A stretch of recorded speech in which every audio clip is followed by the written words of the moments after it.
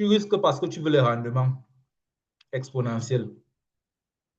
On ne risque pas juste parce que à cause de nos émotions. Ce n'est pas tes émotions qui sont les plus importantes dans le marché. C'est le message du marché qui est le plus important. Et les rendements que tu vas avoir. Tu risques parce que tu veux les rendements.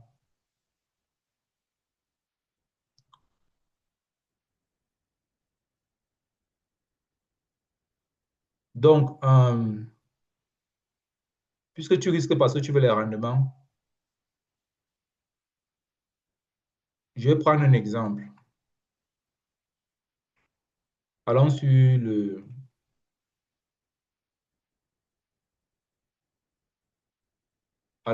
le USD-JPY. On va faire un exemple simple. Prenons à partir d'ici.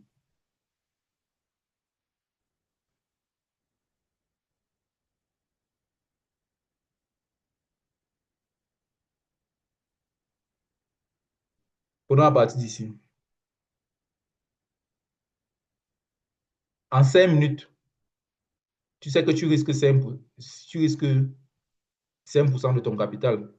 J'ai proposé ici, voici premièrement, je te propose des risques.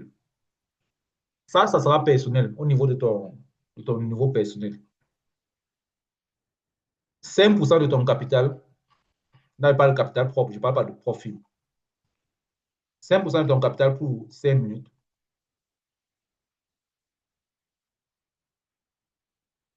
Ah mince, je n'ai pas bien noté ça. 10% pour le boost. 10% pour le boost et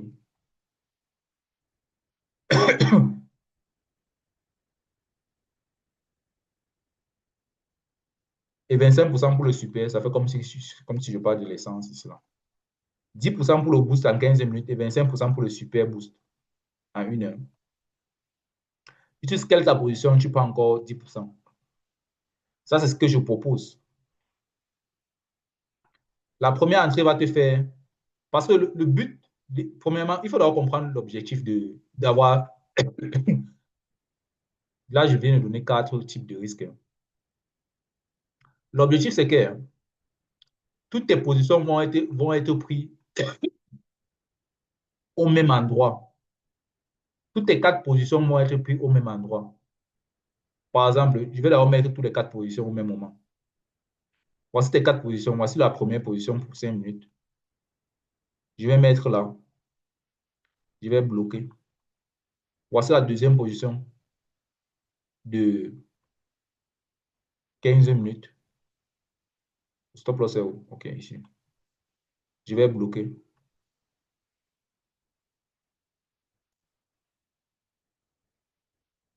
Je mets d'abord toutes les 4 positions parce qu'il faut comprendre la raison de ce choix d'entrée. Le trading est fait pour multiplier le capital, pour multiplier les fonds. Donc, après, on a quoi ici? On peut avoir en 1 heure. Il y a le... OK, ici en 1 heure, on a le ticket cross-ci. On avait la capacité de pouvoir raffiner la position jusque ici, 1 heure. Ça, c'est ça le super boost. Je bloque la position.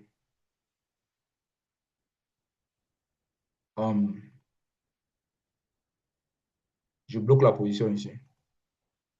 Après, on a le boost, le scaling.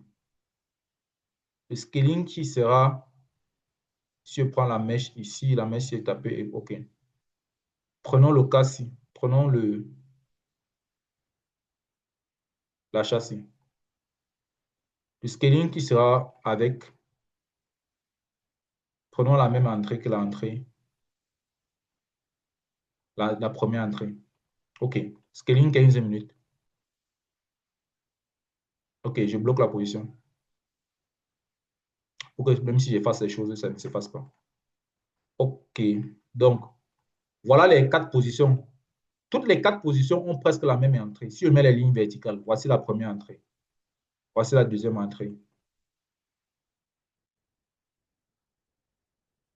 Ah, merde.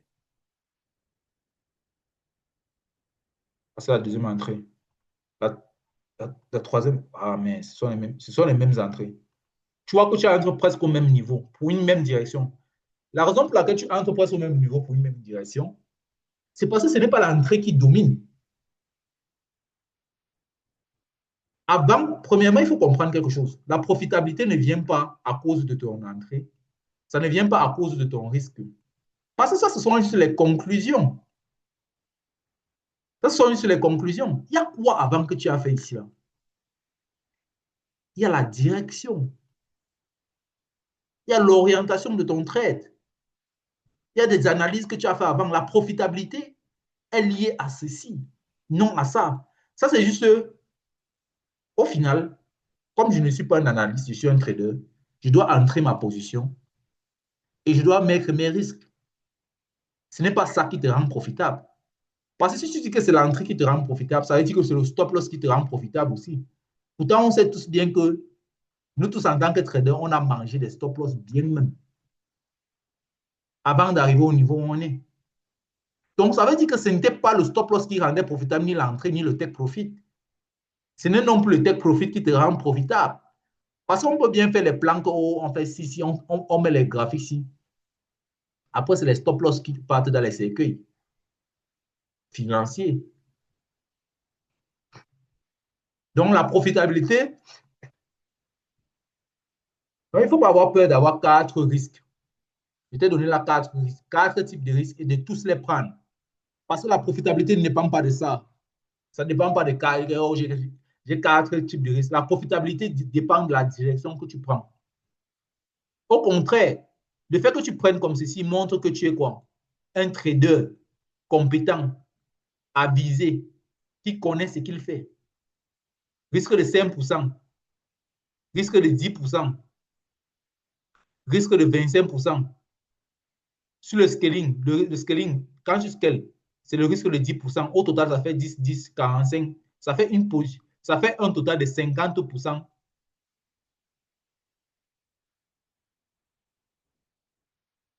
pour cette direction. Tu as mis un bagage de 50% de ton capital pour cette direction. Mais tu crois que c'est le 50%, c'est là qui, ça avec le 50%, c'est là qu'on va faire la conversation. Qu'on va dire que non, oh, c'est trop. Non, c'est pas ça. C'est pas le 50% qui te rend profitable. Hein. C'est pas ton risque de 50% qui te rend profitable. Hein. La profitabilité, tu étais déjà profitable avant les 50%. Là. Tu étais profitable parce que ta direction était correcte, parce que ton orientation était correcte. Voici où ta profitabilité, ta courbe de profitabilité dépend de la direction et de l'orientation que tu prends. En tout cas, tout ça, c'est la même chose, mais l'orientation, c'est parce que je parle de H1 ticket cross. Donc, et de toute façon, et de toutes les façons, prendre les trades de cette façon, tu as les annulations, hein, mon frère. Tu as les annulations. Tu peux simplement annuler ici en 5 minutes à ton stop loss. Ça, c'est ton annulation, il n'y a pas de problème. Tu vas perdre au maximum de 5% ici. Maintenant, pour le boost numéro 1, pour le boost,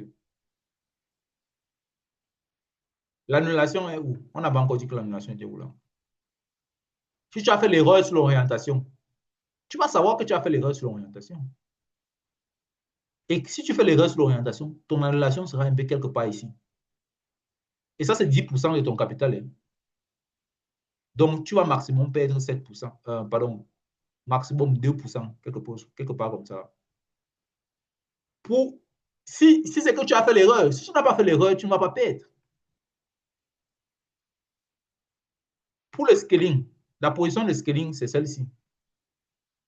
C'est cette position qui est ici, que tu as scalé.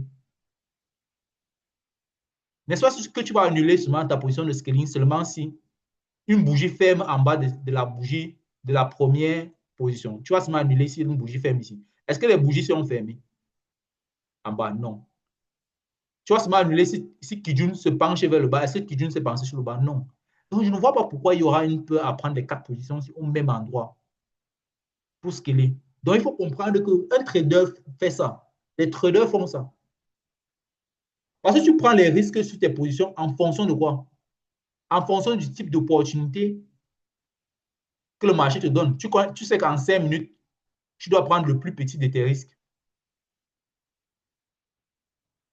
En 15 minutes, tu prends le risque normal, qui est 10%. Après, tu scales la position ici avec le même 10%. Parce que le scale, c'est 10%. Après, tu boostes. Quand tu vois le 1 heure, 25%. Maxi, ton exposition, elle est 50%. Est-ce que l'exposition de 50% veut dire que ce n'est pas sain, que c'est malsain? Vous connaissez ce qui est malsain.